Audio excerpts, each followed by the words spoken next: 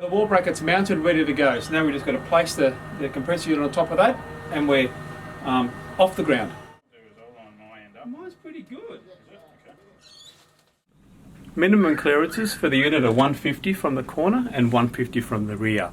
If you can get a bit more, better. The more airflow, the better. We're replacing the existing unit that was here was a gas storage system. So we've got our existing pipe, we've got our gas, cold feed, and our hot outlet. Another pipe there, which is for a garden tap, we're going to ignore. So we're using our existing pipework. What we'll do here is we'll cap off the gas supply, and we're going to change all the fittings here to the new fittings we're going to supply with the tank installed. You'll see that further on.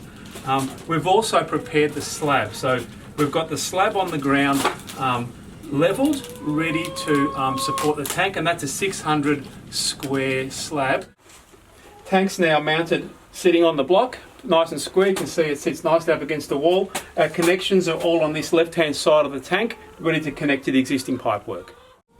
The heat pump return is delivered to the tank, what we call top-down heating. We achieve that through what we call a heat pump connection kit, which we supply with the unit. Comes in a little bag, and we get these fittings. We get a T, we get a nipple and a copper connector and a plug. The plug plugs off the solar return. The tank has a solar return connection we don't use. So the supplied plug will plug that off, and then the T is quite simply put together with the nipple in the end of the T here. The copper union in the bottom, and then that's shared with the PTR, the pressure temperature relief valve.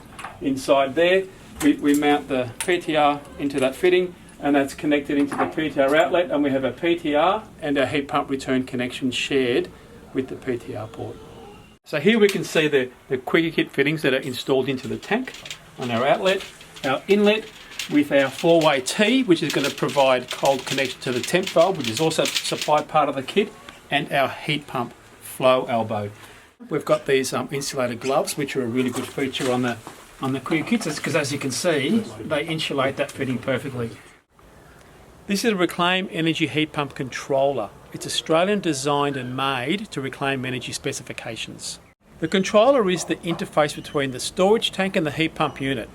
The sensor monitors the temperature inside the tank at all times, and the controller turns the unit on and off according to the customer's preferred settings.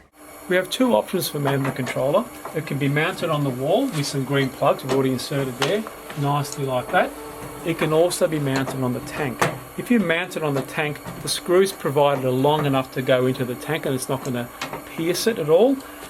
We have these little bushes that go into the back of the controller, and when you put one on each side, it actually spaces the controller away from the tank enough to allow for the curvature of the tank.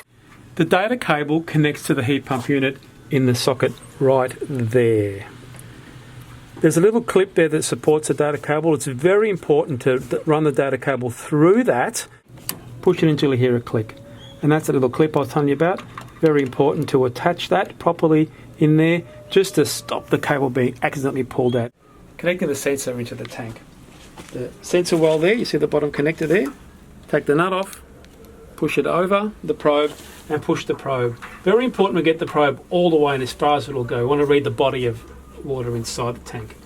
And then you'll always need to get a pair of pliers or a spanner and just do that up nice and tight. Have a tug on that. If it doesn't come out, we're good. If it comes out, tighten it more. One of the key mistakes that are being made during the installation is the nut isn't tightened up enough. I've now tightened it up enough with pliers that cable cannot pull out. If it's not tightened up enough, that cable can slip out, and instead of reading the body of water inside the tank, it's reading the outer insulation part of the tank, which the temperature is very different, and in that case it'll run the heat pump unit far longer than it needs to be. Lagging on the pipework is important to minimise heat loss. It doesn't need to be solar rated lagging on a heat pump unit because we don't have those high temperatures, but it does need to be UV rated.